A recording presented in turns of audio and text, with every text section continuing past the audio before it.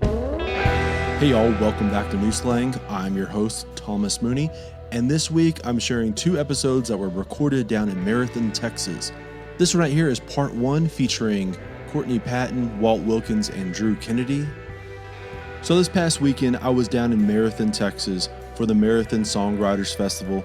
This year's lineup was Drew Kennedy, Josh Grider, Walt Wilkins, Courtney Patton, Kelley Mickwee, and Bobby Hamrick. So the weekend, it was incredibly fun, and I highly encourage y'all to attend sometime, like next year, for example. And at the very minimum, make one of those weekend trips down to the Gage Hotel. Just an incredible place to unwind and unpack. Specifically with this festival, the Gage, Drew, and really everyone involved, they bank on those things that naturally make Marathon and songs and art special. It's the focus on the craft, the stories behind those songs, and the intimacy of this kind of trip that makes it just special. There isn't a bunch of red tape and cones and VIP sections and all that kind of stuff. You're able to have a genuine conversation over a beer at like a place like the Brick Vault. And there's plenty of other pockets and spaces where you can just run into these songwriters and have that one-on-one connection. And so naturally, we set up a pair of mics and got everyone to sit down for a few minutes. All of these, they are in that 15 to 25 minute range. And I basically ask them all the same 5 questions about West Texas and songs. I'll be running all these interviews in the same order as they were recorded. So this episode right here is with Courtney Patton, Walt Wilkins, and Drew Kennedy. Which, just so we're all on the same page, those 5 questions, they are: what's your favorite memory attached to West Texas? What is your go-to West Texas song, album, or artist? Is there anything in your catalog that has those roots down in West Texas? Has there been a teacher who you feel helped guide or nudge or encourage you to become an artist? And since we are such great partners with Desert Door, Texas Soto, and they were in town pouring drinks and converting the locals over to Desert Door, what's your go-to Desert Door drink? Which, let's use this natural segue and talk about Desert Door for a second. Today's presenting partner is our pals over at Desert Door Texas Soto. If you've been listening to New Slang for really any amount of time, you'll know that Desert Door is one of my all-time favorite premium, high-quality spirits.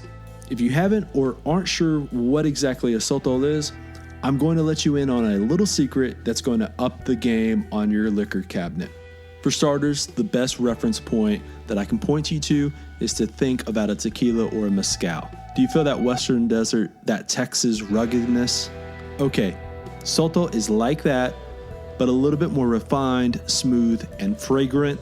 It intrigues the palate and offers these hints of vanilla and citrus. There's an earthiness that often sends me right back to my Trans-Pecos and far West Texas roots. There's plenty to love about Desert Door. For me, it all starts right there. A close second is just how versatile Desert Door really is. You can go full highbrow and experiment with concocting a variety of cocktails that call for muddling fresh fruit, sprigs of thyme, sticks of cinnamon. It's perfect for that world. If you're a little bit more down home, if you've just rolled up the sleeves of your denim Wrangler button-up, it's perfect for that as well. If you're just desiring something that's short and sweet, it hits the mark every time. Desert Door is genuine and authentically West Texan. It's inherently West Texan. They harvest Soto plants out in the wild and are knowledgeable conservationists at heart. That's obviously something incredibly important to me. They shine a light on what makes West Texas special and unique and worth preserving and keeping it safe from exploitation. Right now, you can find Desert Door all over Texas, Colorado, Tennessee, and there's budding numbers in places like New Mexico, Arizona, California, and Georgia. Best thing you can do is to check out desertdoor.com to find where Desert Door is locally. Again, that's desertdoor.com. If this is your first time listening to New Slang, go ahead, hit that subscribe button wherever you listen to podcasts. Of course, Facebook, Twitter, and Instagram, those are also great places to follow as well. And if you've been following along for a minute, you'll know that I have a new book coming out this next month. It's my debut book, and it's called The Lubbock Way. It's a collection of stories and thoughts and observations about the Lubbock music scene circa 2015 to 2017. I know, it feels like that's covering such a brief, small period, but it is also one of the most important periods. It is the rise of artists like Flatland Cavalry, Randall King, and Dalton Domino. You see a progression in the likes of William Clark Green. Like any scene, there's a lot of underrated artists like Wade Parks and Kenneth O'Meara, and of course I try and capture the importance of people like Brandon Adams. Right now you can go and pre-order the Lubbock Way over in the New Slang merch store. And of course, I just threw out some new t-shirts over there as well. They are the Bust the Hub Lubbock County ones. I think they came out looking pretty good, and I bet you will look pretty slick and Western if you're wearing one of these giant old school Lubbock County map t-shirts. Go order one. All the links that I just mentioned, they will be in the show notes. Which I think that's about it on this. Let's get into it. Here are conversations with Courtney Patton, Walt Wilkins, and Drew Kennedy. All right, well, I'm sitting here with Courtney Patton. We are in Marathon, Texas. I'm from West Texas. I love West Texas. We're just doing some rapid fire with everyone today. So we're going to start off with, what is like one of your favorite West Texas memories, or what did you feel as you were driving into town? Like just the mood and what do you feel like makes this place a little special for you? The space. It's the brightest you'll see the stars in Texas, I think. Of course, I grew up in the city, in Fort Worth, and so I was never out far enough away that the light could shine like that. And last night, as we were walking back from the shows, we just stopped, and I was like, you can see the entire Milky Way. You can see the entire Milky Way. One of my favorite memories here is I've played the Gauge several times, and I'd written this song called What It's Like to Fly Alone, and it was about this hawk that flew out in front of my car when I was coming home from a gig one night. And as you come from Fort Stockton into town, there were just hawks in the few tree, there's mesquites and cedars and all that, but there was one tree on the side of the road as you got close to Marathon, and it was just there. And it was there when I left, and I thought, I have to take a picture of this hawk. And I did. I got a picture of it, and then I got the cover shot of that record coming home out of Marathon, like just 2 miles down the road. Mm-hmm. And this hawk, I startled it by trying to take a picture, and it went flying, and I got a picture of it just perfectly in flight. And that I've loved every record I've ever made. I've used a picture that I've taken on an iPhone, no less. I should get a sponsorship. It's nothing for them, right? I would think. Yeah. So yeah, anyway, I was pretty proud. It was a very kind of moving moment for me to be able to feel the openness that you feel when you're down out here, and also to be able to kind of capture a little bit of it to preserve forever. So that was special for me. Yeah, there was one time I was driving back from here to Fort Stockton, and there was a buzzard on the fence line, and it was so massive that I thought it was a statue, like a metal statue. So I turned back around to get a photo, and he, spread his wings, and I was like, holy fuck, this is massive. Massive wingspan. Then he took off. Right. And I didn't get a photo, but it was one of those, he was so still and so massive that I thought he was a metal sculpture that somebody had just stuck on the fence line, because we're out here where that kind of shit happens. Sure. Like, you don't know what's an art installation and what is just like road work. Right. So yeah, it's awesome. I love that. But the next thing we're going to talk about is connected to West Texas. What is like is there like a song or an album that you associate with West Texas that you just, I got to play it and it makes me feel like I'm out here? Yeah, I'm a huge Robert Earl Keen fan. I always have been, and it's honestly, he was the reason I got into Texas music when I was in high school. And Gringo Honeymoon, the song Mariano is very West Texas feeling for me. It just, there's something about the production on that album. Everything about it just feels very, it just feels that. If you know that record, it's country, but it's also not. And that's a great story song. And I feel that out here. Yeah. There's probably a lot of Marianos running around. The thing with Robert O'Keen, of course, is like you for me at least, you kind of in high school, you kind of get into those like, oh, the road goes on forever. Oh, right. And like Merry Christmas from the Family. And you feel like it's very in this like kitschy kind of way. Right. And then you go into his catalog and you're kind of going, oh my God. Oh. Like, there's just so much Layers. to peel back. And, Yep. So many farm fresh onions. See what I did there? You like that? Yeah, there you go. My mom, it was John Boy and Billy on 92.5 KZPS. That was the morning show that played.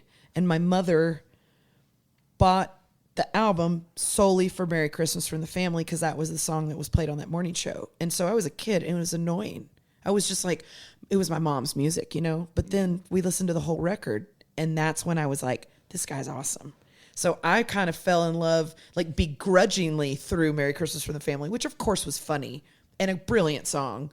But because my mom liked it, I was, you know, rebelling against it. But listening to that whole album, it just was like, oh, yeah, I want to do this. I want to learn how to do this. Yeah, so I guess it was sometime during the pandemic where I jokingly had the make up your hypothetical best set list if you were just picking the songs for a Robert Earl Keen show. And mine, like 1 through 18, was Jesse with the Long Hair. Yeah. Like, could you just play that like 18 Over. times in a row? Like, That's great. Because that to me just is like it's a timeless song where you feel like it's West Texas. Sure. And it feels like it could be 1888 or like 1988 or 2018. Man, okay, there's also that one on Walking Distance, The Road to No Return. Mm-hmm. That feels very West Texas to me as well. I'm getting chill bumps talking about this. There's just like a certain kind of loneliness in it, in those songs that I love. I always have gravitated toward those kinds of songs, as you know. I also write them too. So yeah, well, that goes into this next question on the list, and that is like guys like Robert Earl Keen, right. These songwriters, they're teachers in ways, but like they've not been a teacher for you. My mother was a teacher, and I feel like they're obviously so underappreciated. Sure. And there's always that one or two teachers who you feel when you look back that kind of pushed you in a certain direction. Is there like one of those in your lifetime that you felt, you know, looking back as like had probably a little bit more of an impact on you becoming an artist than you realized? I had two of them, actually. Bonnie Decker was my 5th grade English teacher, and we had a project where we got to do a hardback poetry book, and we got to paint and color the outside of the book, and there was one that got kept at the school, and then one got sent home with the family. And I actually ordered an extra one because I just loved poetry so much. And I made one, and I wrote a poem for every one of my teachers, because that was back in the day when you were A team, B team, C team. So I was 5A, 5th grade A team. So all of my teachers in A team got a poem, and I always was able to put my feelings in words that way. And I'm sure looking back now, it would be quite juvenile, the things that I wrote. But she not only was a teacher, but I went to church with her.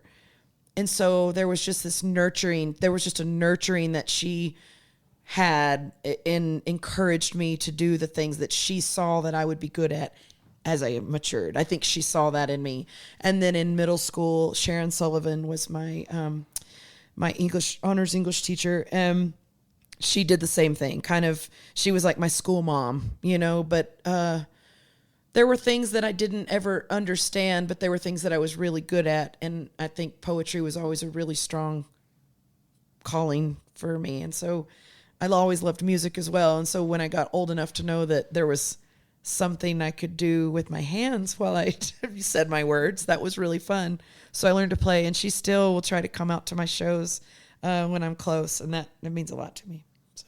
Yeah, it's always important. You know, obviously teachers are important, but I feel like there's a certain importance to showing you like to breed confidence in someone who, you know, as you said right now, looking back, they're probably very juvenile, but you know, it's important to champion stuff at certain ages.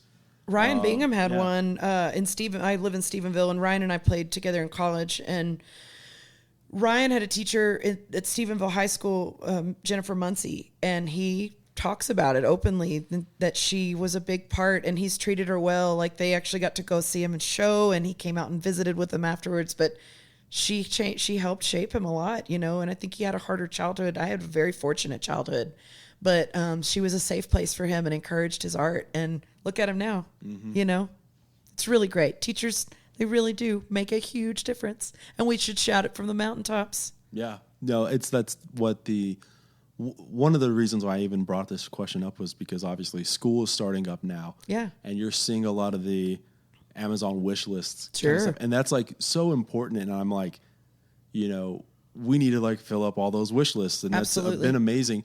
And at the same time, I'm like, they shouldn't have to do this. Like Right. they shouldn't have to like put all this extra effort to get all of these things that should be, you know, taken Right. care of, you know, Right. already. And, you know, I remember like, you know, my mother always paying things out of pocket. Yep. And you just kind of... You don't see that, right? Yeah. All these parents don't see that, right? Yeah. So, yes, if you are a parent, and even if you're not a parent, like you should be, you know, all of this helps like society Absolutely. going forward. So Yep.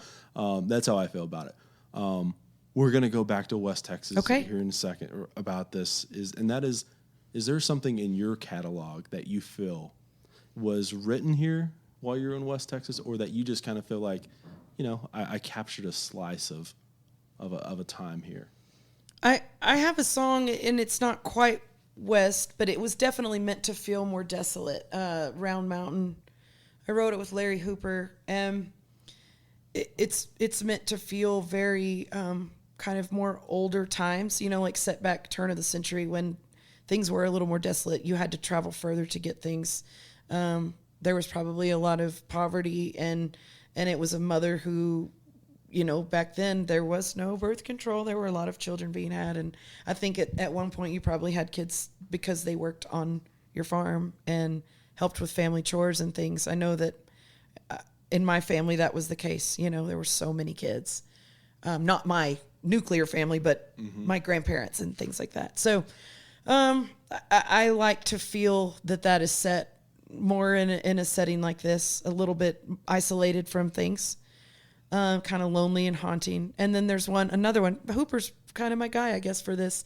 There's one I wrote called Devil's Hand, and I actually started in Archer City, but finished it over time. And it was just that being in a small town Texas, very, very dry, very quiet, very isolated from big cities, and just the loneliness that kind of creeps in situations like that. But I think that's beautiful. I think the hauntingly lonely is a very beautiful thing. So I gravitate toward it. Yeah. I mean, like me and my friend Jeff, while we were setting up in here, you know, we're like talking about, we're from Ghost Hunters, you know, and this house right here. It feels Ghost Hunter-y, doesn't it? Yes. These big, huge, tall, there's Sam Houston and Stephen F. Austin right here in this room. And they're probably, I mean, how tall do you think that is? 5 foot?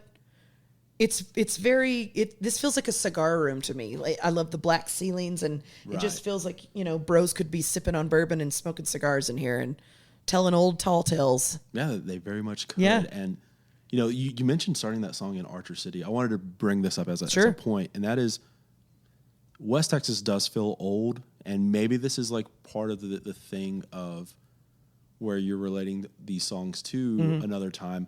And that what's important, I think, for a lot of people to realize or understand is that West Texas, the line for West Texas is gradually going west. But West used to be like an Archer City. Sure. You know? Sure. So, you know, I think a lot of our grandparents, our great-grandparents would relate those areas as being West Texas too.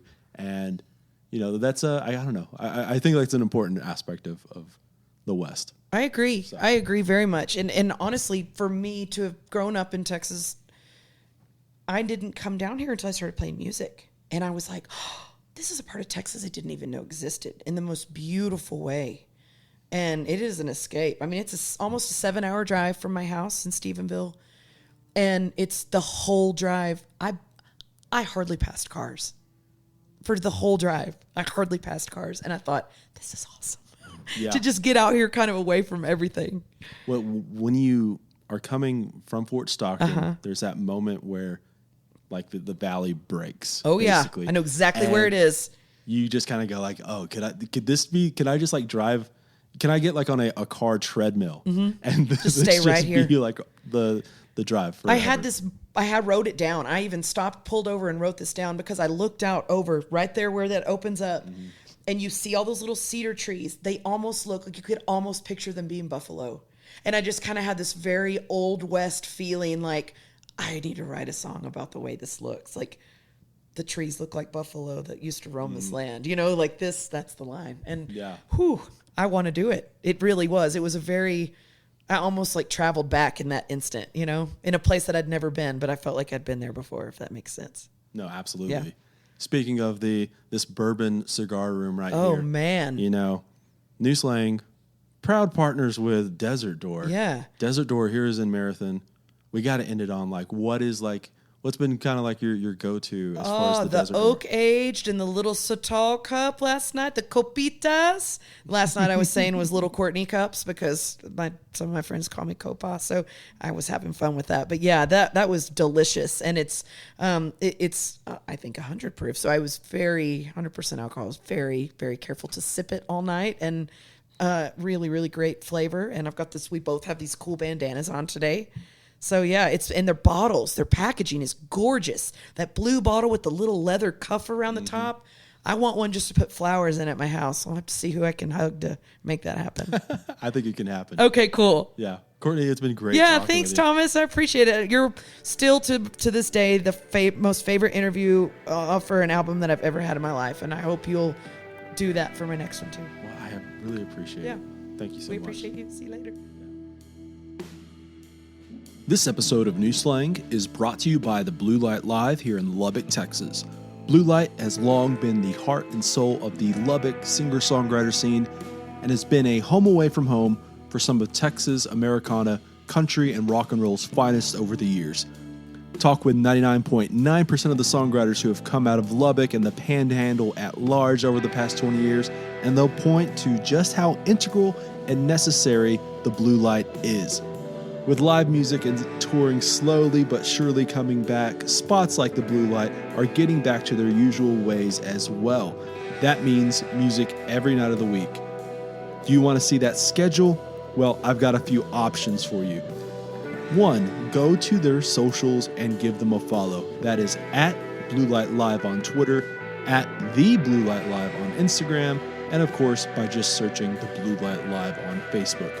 They're consistently posting that week's lineup of shows, as well as those heavy hitters that ought to be on your calendar that are coming up on the horizon. 2, check out BlueLightLubbock.com as well. There they have the full schedule, the cover charges, time, any of those specials that may be happening. While there, go check out their merch page. They have a wide range of hats, koozies, hoodies, sweaters, beanies, jackets, and so much more. You can, of course, get all of your merch needs when you go see your favorite band take the stage at Blue Light. Just ask the bartender and they will get you all set. Speaking of which, that's another great way of seeing who's playing there. Just go to the Blue Light. It's at 1806 Buddy Holly Avenue here in Lubbock, Texas. And of course, again, that is BlueLightLubbock.com. I'll throw a link into the show notes too. Maybe I'll see you there. Okay, let's get back to the show.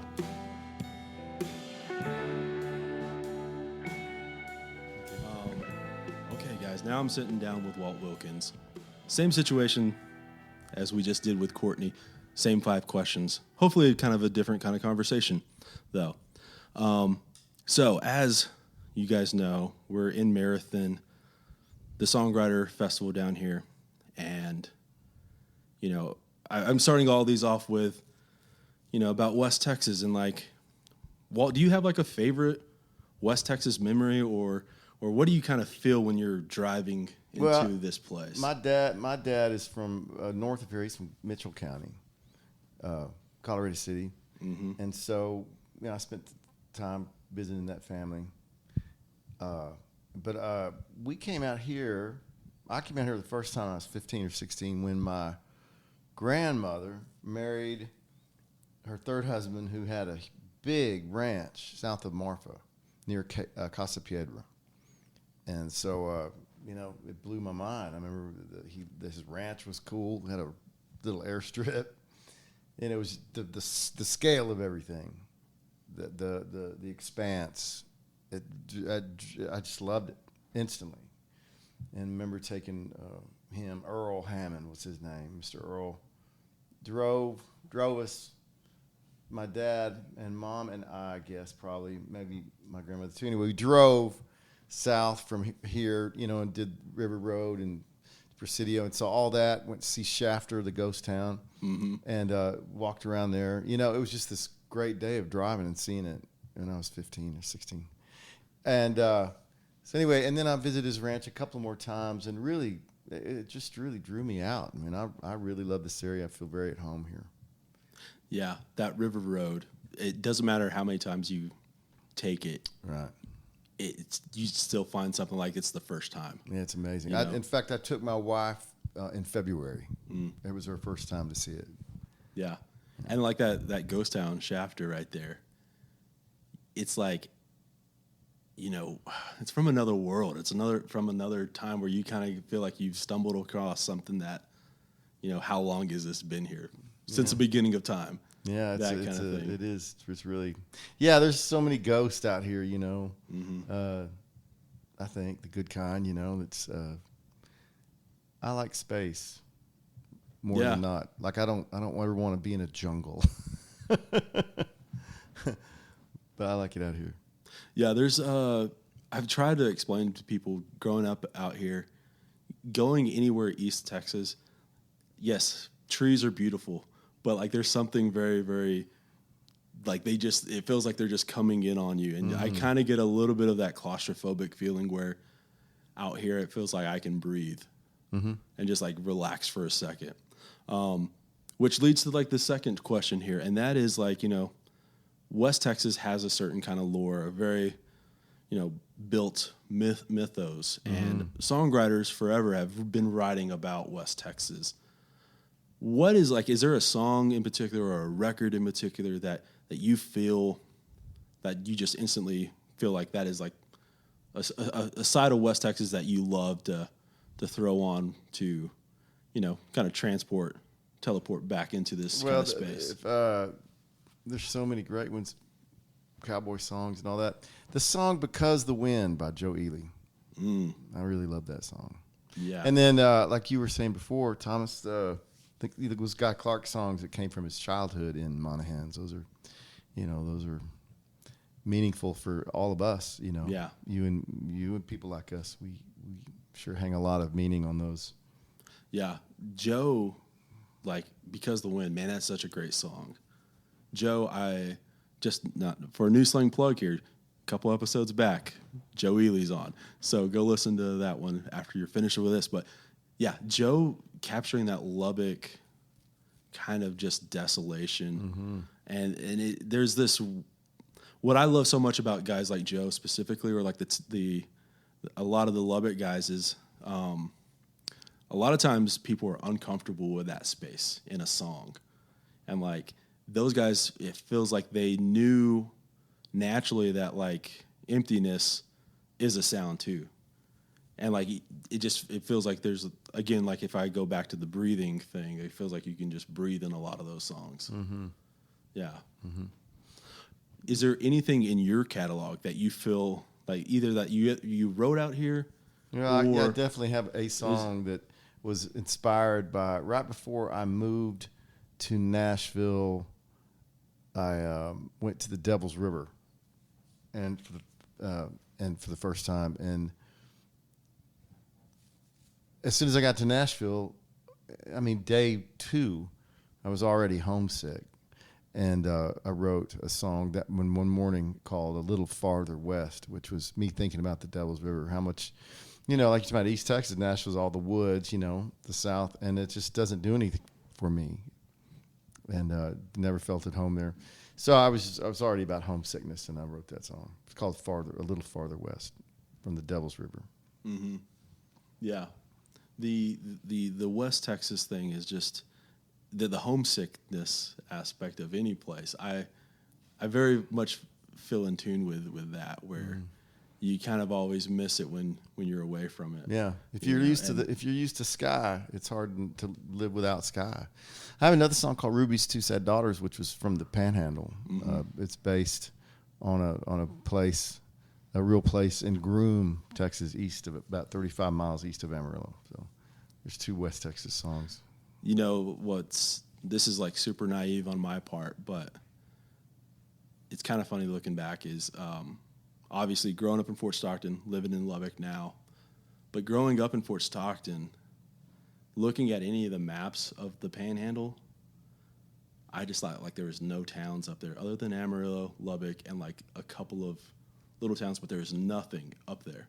And then talking with friends who grew up there, they really much thought the same thing about West Texas, that there was how could anyone live out there other than in Odessa, Midland, and like El Paso. And like, I find it incredibly just strange, or not strange, but like just the human condition of being able to carve out a place in places that were deemed no man's land. Like, just why would anyone want to live out here? And of course, like there's 1,000 little towns in these places, and people inhabit them, and they are prideful about these little places, you know?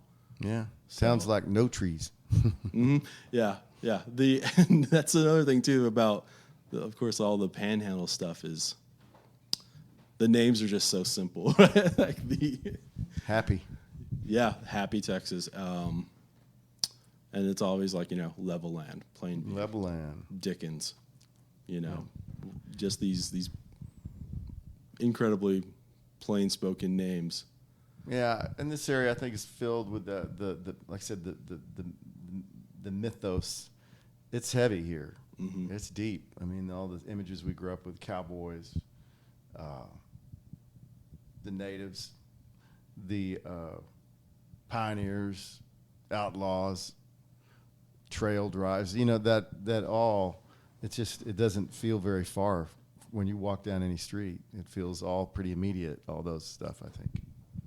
Yeah, it's the as me and Courtney were just talking about, that line of where West Texas began was so much further east at some point, and like those towns, like Archer City, even a town like that was West Texas at some point, and it feels like obviously that line just gradually goes further west every year or whatever, but places like this are still capturing that old West feel, and you walk outside and we're like on dirt roads here, and people are still living in these places like that. And it's the reality, but also, you're a songwriter, that like these places are great places for you to daydream about, like what it was yesterday, like what is tomorrow, like what are these stories, what are these roads, what stories do they tell, what has there been like a teacher or like anyone in your life that like in that capacity that when you look back you kind of feel, oh, they pushed me in this direction?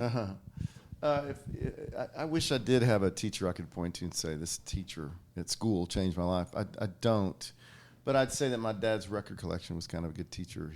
The records that really hit me when I was about 6, 7, 8 years old were Glenn Campbell records filled with Jimmy Webb songs, and every other that he and his people just picked out great timeless songs. Those records still sound fantastic. So, I knew by the time I was 13 that I'm going to write songs, and I have no doubt that came from all the great songs in those Glenn Campbell records. And of course I'm a kid, not understanding the emotional content, or probably much of any of it, but it still grabbed me, and I understood the emotional part, if not all the language, I feel like there's for a lot of songwriters, this is kind of a light bulb moment, and that's whenever you realize, like all the names, like in the liner notes of these records, that these are songwriters. These are the songwriters.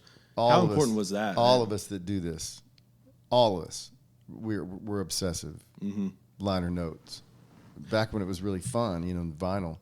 Always looked who the writers were. And started connecting dots and seeing whose names came up a lot. Yeah, constantly. Yeah, I think it's obviously easier in this age to go and find those songwriters' catalogs, but you know, it was still like, and of course, like I'm, you know, I didn't grow up with vinyl all the time or anything like that, but I love the pursuit of finding that songwriter who you go, well, this person so-and-so wrote this song, and this song. I want to hear like everything else he did or she did, and then going and pursuing that. Yeah. Do you have any, is there like a songwriter that you remember kind of chasing down, trying to find like a solo record or? Man, lots of them. I'm glad that's a great question. I'm sure I saw Jesse Winchester's name first on the back of some other, you know, his songs have been recorded by so many people. And then going from record to record, finding Jesse Winchester records. Yeah, I don't know. I think we all do that. Yeah. We're obsessive. So there's Lee Clayton, who wrote Ladies Love Outlaws. And I was like, man, that's cool, and found some other stuff by Lee Clayton and ended up getting to know him a little bit in Nashville. That was fun. Yeah. Yeah, I imagine like, yeah, you were around whenever obviously like this old guard was still around, and like, of course, some of the guys who were my heroes were still around there. Yeah. Yeah. Were you ever able to meet? I know a lot of people have like Guy Clark stories. Do you? Yeah, I met Guy in my first year there, and I wouldn't say became friends at all, but he was always in 4 different meetings where we had some kind of conversation. He was kind to me, and he was very kind. Yeah, Nashville's filled. You know, John Prine lived down the street, and I never spent any time with him, but I saw him around town. You know, Nashville's great for that. Right. To remind you every day of the kind of walking among legends still, you know? Yeah. I feel like, obviously, I never met Guy, and I obviously, had I had the chance, I would have met him, and would have loved to have talked with him, but in this weird way, like I feel like it's made him a little bit more legendary in my mind. Yeah, it's still like that distance. Yeah. Yeah. It's, but yeah, there's plenty of people who you kind of, you know, you try and meet and you pick their brain and hope you don't sound like a bothersome fan or something. But you know, it's the He was used to it. I think, you know, people could get pretty nervous around him. He was pretty imposing. Yeah, but there's a lot of great stories about him. But he was great to me. Yeah, we are obviously again in Marathon. One of the presenting partners here for New Slang is Desert Door. Desert Door is here, and they've been pouring drinks and stuff. What do you think about Desert Door, and like what's been kind of like it's great. I'm not kidding. I wouldn't lie about this. It's the first time I really had Sotol, and I found it great to sip. And then I had a drink with a little bit of orange juice and Topo Chico. Michael over across the street, the bartender last night, we kind of came up with that, and it was good. Yeah. And I could sip on it and take my time, you know, not get in too much trouble. Yeah, it's that smokiness that feels a little bit, but not like mezcal, because I don't like mezcal. It's too heavy, too smoky. No, but Soto is right on. Yeah, so I'm looking forward to having that one little more. bit of smokiness. That there's a touch of vanilla, and it's so smooth. Yeah. So. Yeah, I picked up on the vanilla too. It was great. Yeah. It's been incredibly great talking with you. Oh, Thomas, thanks, man. Nice to some meet point, you again. We can do this again in a long form. Oh, whatever you want. Zoom call, phone call, something like that. We'll do it. You'd probably find out I'm not very interesting. This episode is in part brought to you by Charlie Stout Photography. Charlie Stout has long been a great buddy of mine, and for as long as I've known him, he's always had a good eye for ideas, for lines in a song, and notably, an eye for what makes a great photograph. Yes, we're going to roll with that tried and true cliche about a great photographer having a good eye. But it's cliche for a reason. More often than not, it means it's true. Right now, I want y'all to head on over to charliestout.com to get an idea of what I'm talking about. While you're at it, go give him a follow on Instagram and Twitter at Charlie Stout. Right now, he has about 50 photographs for sale on charliestout.com, with a vast majority of those being landscapes and sky shots of West Texas, New Mexico, and Arizona. The American Southwest, if you will. A lot of cacti and clouds, windmills and open roads, sunsets and stardust. He captures a lot of what I love about West Texas and these dry, arid climates. That's mainly that vast emptiness that can really make you feel small, the depth and the weight and the intensity, it's all in there. Right now, he's doing a special on his prints. Each week, he releases a new photo, and for 1 week only, that photograph is at a special introductory rate. For just $25, you'll get an 8.5 by 11. That's just about half off the regular price. For $75, you can get a 13 by 19, and for $110, you can get a 17 by 22. After the week, they go back to regular prices, which are still an absolute steal if you ask me. Also, just a pro tip, keep a watchful eye out on his Twitter. He's consistently posting one-offs, errors, and randoms on there that are for sale that are in the flash sale variety. Again, that is at Charlie Stout for Twitter and Instagram.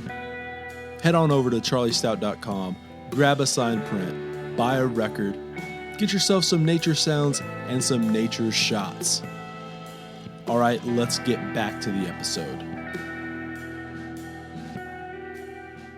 We're here with Drew Kennedy, who's the brain trust behind Marathon Songwriter Festival, and I feel like you're going to have a lot of really insightful questions or answers to these because clearly, Marathon, you sought out a place like this for a festival like this, and you've of course have had this healthy obsession with West Texas, like a lot of us have, and I want to start off with.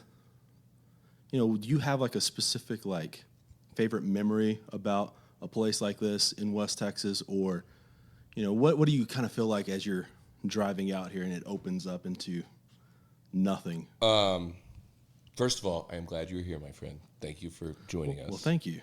I mean, I guess once the country entirely got settled, all of the, the manifest destiny of going all west was realized, right or wrong. Everybody claimed their spot, and it was done. But during the claiming, Texans like to talk about Yankees or East Coasters or whatever. I'm from Pennsylvania. It's like, you're all from the East Coast too. It's just how far back can you go? Because you came from Ireland and landed in Boston, and somebody was like, screw Boston, I'm going to Kentucky. And then the next generation was like, screw Kentucky, I'm going to Texas. So, there's this grand history of westward migration for people seeking adventure. I think as a songwriter, you are naturally an adventure seeker. And the first time I came out here, just past the Longfellow Ranch in Sanderson, I crested this hill, and the Union Pacific tracks are right alongside it, and I could see the entire freight train in my field of vision, front to back. And I've told this story before. And it was like one of those things that you don't realize you've never seen until you've seen it. Because where I grew up, we have trees and mountains and stuff. There's no wide open space like that. And so my first trip out here, I was just like, oh my gosh. And you look at the clouds and you watch a thunderstorm move for 20 miles that never gets you wet. And, you smell the creosote in the air, and you hear the train coming, you see it coming for miles, and you meet the people, and you just think, man, I know we don't get to pick where we're born or any of that stuff, but I feel really lucky to have found that place in the world that vibrates at the same frequency that I do. And it's here. And I know you can appreciate it because you're from out here too. Yeah. Well, it's even, and I've brought this up multiple times already in these conversations here, I am still, my jaw drops when you're driving from Fort Stockton to here, and you know exactly what I'm talking about, where it opens up. It all opens up. And, you just kind of wish, I said this during the Courtney one, if there was a car treadmill that you could just ride on forever right there in that same spot, and just that could be your drive. I think about how they set up all the forts out here to protect the railroad and the trade route going west. And a bunch of guys picked the spring at Fort Stockton. They were like, okay, right here. This is going to be a good spot. I think about the first guy that rode a good hard ride all day south and got to that point and just looked around and was just like, shit, if we would have ridden for one more day, it could have looked like this. You know, like it's a magnificent transformation that it unfolds so quickly. It doesn't seem real. It doesn't seem realistic that it could do that. Mm-hmm. And like all of a sudden, the cedars get smaller and smaller in the course of like a 3/4 of a mile, smaller and smaller. Then they're gone, and then it's all grassland. You're like, how did that just happen? I don't know how it happened, but it does. It's pretty beautiful, that's for sure. Yeah, the native plants around here.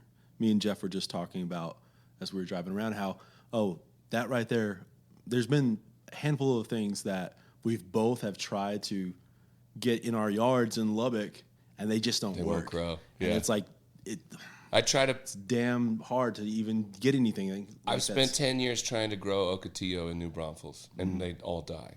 Yeah. It's my favorite plant.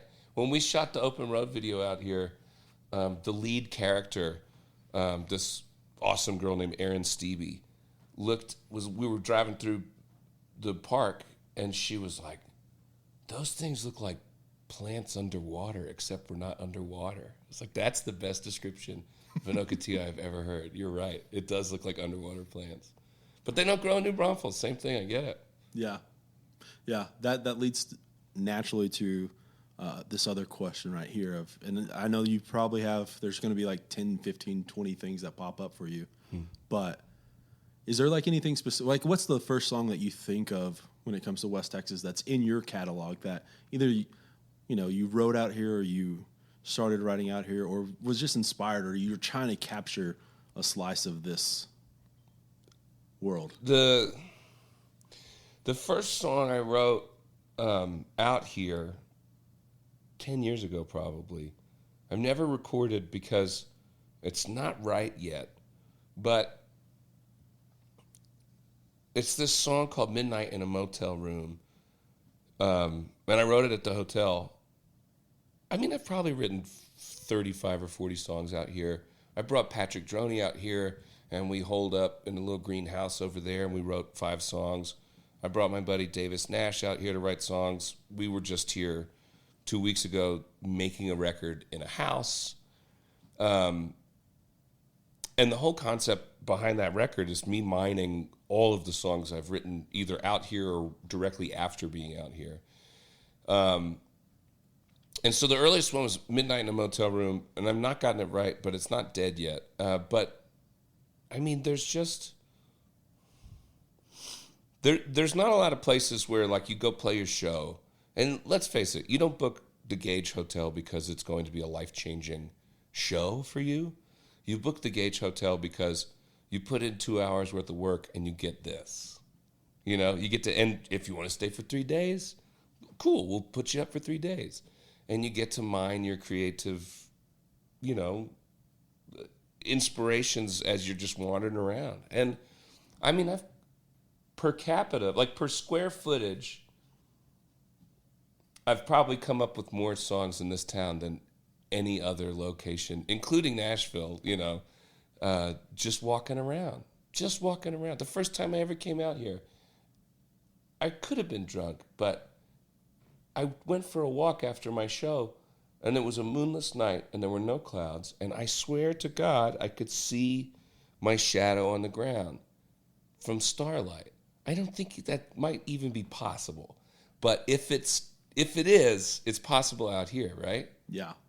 So, it's definitely possible, even with just the sliver of crescent. Yeah. It's possible because your eyes, they adapt. Yeah. And it's like all of a sudden, it's you realize why the pirates had like a eye patch on, right, because of like that. That's right. You can see in the dark kind of thing, and one iPhone flicker and it disappears. Over. It takes another hour to get back to it. I know, it's crazy. You obviously you've been juggling time between Nashville, New Braunfels, and you've been writing with a bunch of people. And clearly, if you're having a songwriter festival in Marathon, you're bringing songwriters here. But and you just mentioned it in passing, bringing people here. But have you brought multiple people here for like any kind of retreat, or like what do you kind of tell people to coax them to come? Every time I try to do that, and like I'm lucky that the publishing company that I write for now is a big company, so they've got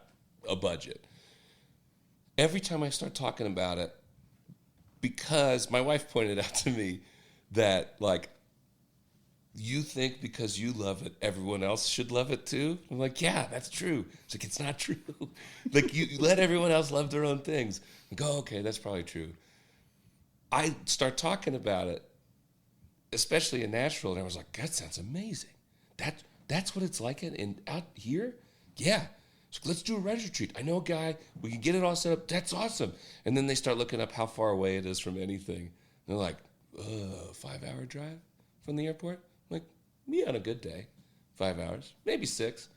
You know, we know this rich guy that has a house on a lake that's 30 minutes from here. Let's just have the retreat there.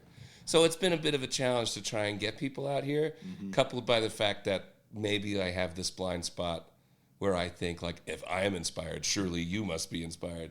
And that's probably a character flaw. But I've never been successful to get a group of people out here, but I've gotten them one by one. And with the generous sponsorship of The Gauge, like, we'll give you a place to stay for 5 days if you play one show for free, you know. And so, cool, we'll come right for 5 days and play a show, covered.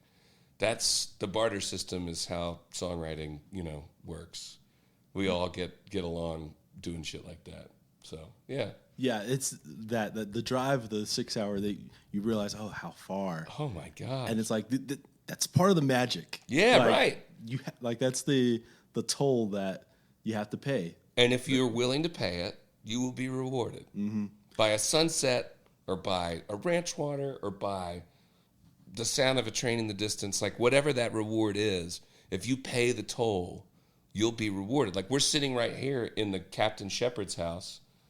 This guy was running the surveying crew for the railroad as they were expanding west, trying to drive that golden spike to meet between the two. And he got out here and he was like, man, this looks like Marathon Grease. And you have to think, like, everybody in his work crew were just like, you fucking say so, Cap. We have no idea. You're the only one we know that's been out there. He's like, that's what it looks like. And he bought this land from the railroad and built this house. And this was the first, he did it up big too, but like this was really one of the first spots. And it's all East Coasters going west. Buffalo Soldiers at Post Park, at Fort Colorado Pena. Like, the whitewashed version of the West, as far as the movies go, is ridiculous because this land was tamed by just about anybody that did not have the color of the skin that you and I have. Right. Asians, black people. You know, like, it was not, the cowboy does not look like the cowboy in John Wayne movies. The real cowboy is far more diverse than that. And I like a town like this that has kind of survived through it all. But we'll right out of the gate, we'll tell you, like, yeah, Fort Colorado Pena, right down the road, Buffalo Soldiers, that was their spot. I just like that stuff. And this town kind of embraces it. So yeah. Yeah, I and like Fort it here. Stockton as well. Yeah, Fort Stockton too, for sure. So they were there as well. And yeah, even today, if you're like on these ranches, there's less and less cowboys, but 9 times out of 10 they're still, Mexican Americans. Vaqueros, man, doing their thing. So it's as I think, like, a lot of people don't realize, or people do realize this, and a lot of this work is hard work, and people think it's beneath them, and always. Sometimes, like, it's not the case. It shouldn't be viewed that way, but for sure, my whole purpose in kind of making a record that has nothing but songs that came from out here is to specifically romanticize this area, so then we can have the conversation about how this town came to be. Right. Because I think it's important. And I know, I'm a Yankee from Pennsylvania. I could be totally an outsider, but at the same time, sometimes it takes an outside view of something to be like, hey, just so you don't forget. Right. Just in case you need some conversation point to jump off into, having a meaningful conversation with somebody about where we come from, how this town exists, where we're going. Here's this, and here's this spot in the middle of nowhere that the people that built it got the job because nobody else wanted it. Mm-hmm. And they were just looking for work. And we get to enjoy the spoils of it. But this place was tamed by people who needed the work that bad because the rest of us were like, no, I'm not doing that job. And I just like shining a light on that, and maybe it starts a conversation with somebody. And if not, you still have cool songs, I think, and it sounds neat, but that's kind of the purpose. That's why I like this place, is that reason, is that, hey, we should have this conversation because the people that started this place do not look like you think they did. Right. Well, and I feel like I've done a good job at times and not a good job at times. One of my big things that I feel, these conversationalists, these journalists, one of your jobs is to talk about the romanticism and build up the romanticism and the lore, and then simultaneously go, also that songwriter was just a person. Like Guy Clark is a god, but he's also just a dude. Yeah. And like, let's talk about all the things that he did that were magical that someone put on paper and played, but then also show you that they were a flawed human being just like everyone else. Just like everyone else. I know the son of a very famous songwriter a little bit, and not a great dad. Not a great dad. And I can't imagine like walking around if somebody finds out that this guy's the son of this guy, everybody said, oh my God, that's a giant. He's a giant. Right. And in his brain, he's like, yeah, maybe to you, but he was an asshole to me growing up. Like they're just human beings, exceptionally flawed. Yeah. But some people just have the eye for what makes a good song and have the ability to string lines together, and it really it works in such a unique way that we forgive them all of their human faults and just celebrate the magic. Yeah. Speaking of celebrating the magic, what is the list is going to be forever, but what is that? You're in New Braunfels, you're at your home, you're in Nashville, and you're like, I need to be teleported back to West Texas. Yeah. What is there a song or a record that you throw on that you just want to take that moment to get away? What is it's that? It's the All the Pretty Horses soundtrack that Marty Stewart and a bunch of people did. Mm-hmm. Man, I can put that on and close my eyes, and I am here. And the fact that it's tied to a Cormac McCarthy story doesn't hurt, but I can close my eyes, and I'm here when I listen to that. That is my absolute go-to. Do you have one? I would always point back to like Terry Allen stuff, but specifically like Lubbock Allen, everything is very, very Lubbock. But I think Juarez is still that's the one that we don't talk about nearly enough. Because that is an avant-garde piece of work, man. Well, it's because it's difficult. It's one of those. It's like hardtack. You have to. It's challenging. Yeah. I remember talking with Evan Felker about Juarez and how he loved Juarez, but there was two things, and it was like, one, I lose my place in it each time. But each time I listen, I go a little bit further into understanding what it is. And then the other one that he brought up, and I was like, well, that's actually, I've not really thought about that. And that is like, did he nail it? Did he actually do what he thought he was wanting to do? Because it's something that he's returned to 1,000 times, because that's like really his muse is that Juarez story, those characters. And I think he may be onto something, because maybe he feels like he needs to get it a little bit better each time with either like the radio play or like the art or whatever. And of course, like Terry will never put it into a movie because he wants those characters to be faceless, and he doesn't want ever. And that's there smart. To be, that's smart. And you return to it because he knows that he didn't nail it. Mm-hmm. That's that force of inspiration that draws you back time and time again, is knowing that you're getting closer each time. Didn't nail it that time. Gonna try again.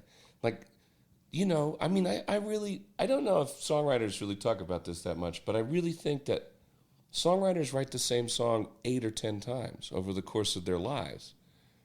It's just they change, they morph, they're trying to get it right this time. But there are like really strong connections that songwriters revisit over the course of their entire creative lives, time and time again, because you feel compelled to do it. Mm-hmm. And I mean, that's this place for me. Maybe this record that'll come out next year will be it, but I will bet you $100 bill that I probably try it again in 5 years. Yeah. Like it's that elusive thing that you chase. And gosh, I mean, Terry Allen's work has spanned all sorts of different medium, from audio to sculpture. I mean, the dude's brilliant. Yeah. He's completely underappreciated in the Mount Rushmore of the Texas songwriter. He is probably the most underappreciated of all of them, because he was exploring intellectual ideas and was probably the only one doing it and making a living doing it. Like, who the fuck comes out with truckload of art? Right. Asking this existential question, is it art if it's burning on the highway and no one's around to see it? Like, comporting the idea of the tree falling in the forest to art burning on that. Like, nobody was doing that. That song right there is also like, it sounds like it could have happened. Right. And you're not sure. And you're like, do I need to start going through newspaper clippings? Yeah. And then if you also feel like, if you ever ask Terry if it was real, he would look at you and go, "Well, fucking course not. It's not real, you stupid idiot." But it feels... I feel like him and Tom Russell. I would be remiss if I didn't say Tom Russell. But I feel like those are the two guys that are going deeper than anybody else. Yeah. Telling this story. And Tom Russell's with the El Paso thing, like Juarez, the stealing electricity, like he's revisiting those same things, because I think we're compelled to do it because we know we have not properly thanked whatever this muse is that inspires you to be here. Mm-hmm. And so you keep going back because you just want it to be proud of you. Like, I don't know how to do it. I'm doing my best, and it doesn't seem worthy. Yeah. Here I am in Marathon, Texas, and I know it's marathon by the locals, but I can't say it. Here I am in Marathon. It's given me so much, and I can't give enough back. Yeah. So maybe we donate a guitar to the library. Maybe we have a big raffle where, we could support the community somehow. But I do not know how to give this part of the world back what it's given me. Yeah. And so I keep trying in songs, because that's all I know how to do. Yeah, absolutely. Has there been ever a teacher that you feel, pushed you into this direction, that in hindsight you kind of go oh, Yeah. It's a complicated history with this guy, but I got a guitar when I was 20 in college, and I was playing baseball, and I was studying what ended up becoming an ancient Middle Eastern history degree at an all-guys school in Virginia. And I've always loved music, never really attempted it, like piano lessons in 7th grade or something. And then decided, you know what? I'd like to mess around with an acoustic guitar. Let me do it. And so I got an acoustic guitar from my grandfather, $300 black Yamaha acoustic guitar. And I'm the kind of person that if I get really excited about something, it's a cannonball off the high dive, right? I'm all in. And so is this my 4th time on a new slang branded podcast? So maybe I've told this story before. At least 3rd. I think this may be 3, yeah. Yeah, at least 3. Yeah. But I got this guitar. I taught myself 7 chords, and then I wrote a song. And I'm a jock at an all-dudes school who's also up to his earlobes in nerdery, going back into ancient Middle Eastern history. I don't have anybody in my friend circle, in my influence circle, that know anything about music, that play, that do anything. I'm kind of out on this island on my own, and I don't know how it works. But it seems like you make sound to be heard. And so there was one bar in Farmville, Virginia called Land Sharks, which was actually the telegraph station, and they sent the telegraph that the Civil War was over. Appomattox Courthouse, Virginia, is like 20 miles away, and it was the closest telegraph station, and it came from this building. General Lee has surrendered. But at that time, it was a bar and a restaurant, and I had been playing guitar for 3 weeks, and I booked a show there. And there was a guy in the audience who ran a very early Americana radio station in Farmville, Virginia. It was the local, it was like KNBT in New Braunfels. WFVL in Farmville, Virginia was KNBT for Farmville, Virginia. And he came up to me after I took a set break and was like, "Hey man, I dig what you're doing. How long you been doing it?" And I was like, 3 weeks. He's like, "Yeah, I can tell. Come by my office." And I came by his office, and he gave me 250 CDs. It was Walt Wilkins, Fire, Honey, and Angels, Billy Joe Shaver, Susan Gibson. It was the first time I ever heard Guy Clark. It was the first time I ever heard Robert Earl Keen. Like, I couldn't believe that songwriters were out there doing this, and it wasn't the biggest thing in the world. And so this guy, the one common thread was almost all of them were from Texas. There was a couple, like Trent Summer and the New Row Mob were out of Nashville. You know, like they were like the Billy Block, like renegade Nashville people in the late 90s, early 2000s. But almost all, Jason Boland was in there. Almost all of them were from Texas. And I was just like, I don't know what I'm doing, but I'm going to go down there and figure it out. What's the deal? And that's how I got here, was that guy. Yeah. And he has a complicated legal history, so I won't be mentioning his name. But he, you know, for all of the bad things he probably did, he did a pretty good thing for me. And it got me here. Without him, there's no chance. There's 0% chance I get here. Yeah. I mean, there's a couple of like life moments. Like I remember right after getting that, playing baseball, I basically had one free weekend a year because you have the fall season, then you have the spring season, which is the real one. But in the fall, as a sophomore or whatever, we had one weekend off, and my roommate at the time was from Chapel Hill, North Carolina, and that was 2 hours away, and my home was 6 hours away. So I just went home with him for that weekend, and his brother was bar backing his way through UNC Law School in Chapel Hill. And we were 19 or 20, and he was like, "Yeah, come on, I'll get you in the bar." It was this place called the Cat's Cradle, and Whiskey Town was playing. And the lead singer of Whiskey Town played 7 straight songs with his back to the audience. And I was just like, I don't know what this guy is, but I really like whatever I'm hearing. Like, and it's little moments like that that all add up. Yeah. That bring you, is like, okay, I think I want to, whatever this is, I want to figure it out. Yeah. So. Just those little nudges. Yeah, right. You know? Those little things. It's like, shit, I'm probably not as good as that guy, but he just played 7 songs with his back to the audience. And if he can make a living, I could surely figure out how to make a living. Right. So, yeah, little things like that. Last question right here. Okay. And that's the, new slang.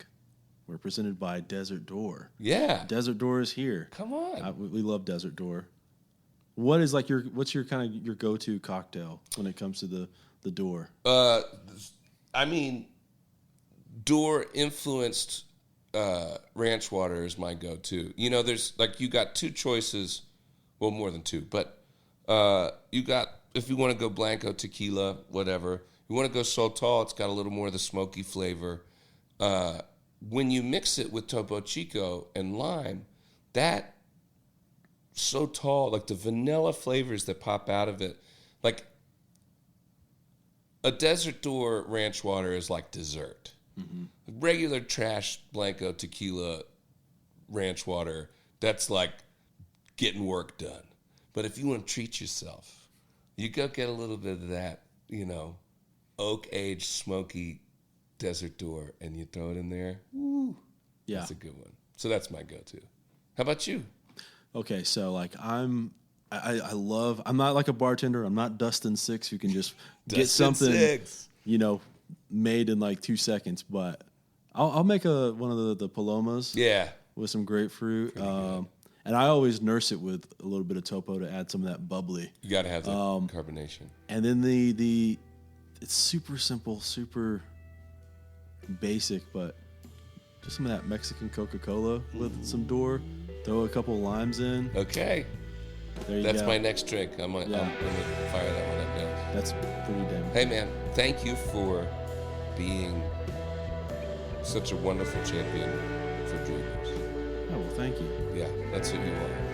And you put everything that you have behind it. And I am proud to be your friend because it's really, we couldn't do what we do without someone like you behind us. So thanks, man.